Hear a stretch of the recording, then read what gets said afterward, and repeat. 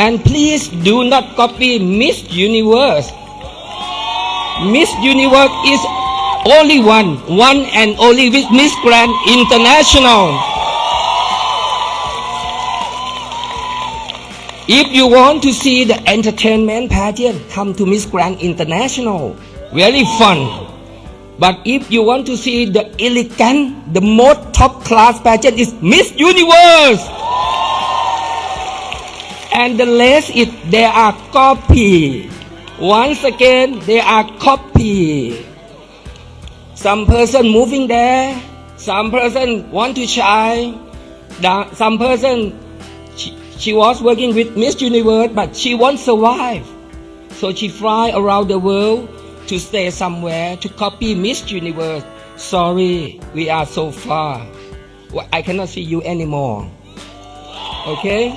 So Miss Universe had a press conference early today in Bangkok, Thailand, organized by Nawat Isaragrisil, the CEO of MGI. Here's a cute photo of Nawat sandwiched between Rachel Gupta, MGI 2024, and Victoria Kir Thailand, Miss Universe 2024. Now, during the conference, Nawat made some controversial statements. He attacked Miss Cosmo, the new pageant which is based in Vietnam. He thinks that Miss Cosmo is copying and imitating Miss Universe, which is one and unique pageant. He also made a distinction between Miss Universe, which basically symbolizes elegance, and MGI, which is purely entertainment. And lastly, he and Kun An announced during the press conference that other than Miss Universe and Miss Grand International, national directors may not hold any other contest licenses. Now this, I think, it's stupid because it alienates the directors and also alienate the fans of other pageants. What do you think of these changes? Comment below. Magandang araw mga kapolitika at welcome back dito sa ating YouTube channel. Usap-usapan ngayon dito sa social media itong naging pahayag ni Mr. Nawat na kung saan ang sabi ng iilan ay pinatatamaan daw itong Miss Cosmo at magbibigay tayo ng ating reaksyon at ng ating komento. Pero bago ang lahat ay huwag kalimutang mag-like at mag-subscribe na rin kayo para updated kayo sa ating mga latest issue.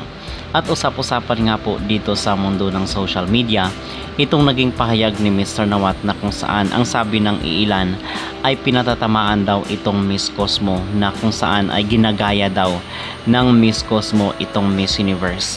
At alam naman po natin yung nangyari sa Miss Cosmo 2024 na kung saan ay binabatikos pa rin hanggang ngayon ng ilan sa mga Pilipino dahil doon sa hindi makapaniwala at hindi credible na resulta dito sa kailang beauty pageant. So ngayon mga kapolitika, at least, at ito yung reason bakit pinag-uusapan natin, baka ganti man lang tayo dito sa ginawa ng Miss Cosmo kay Atisa Manalo.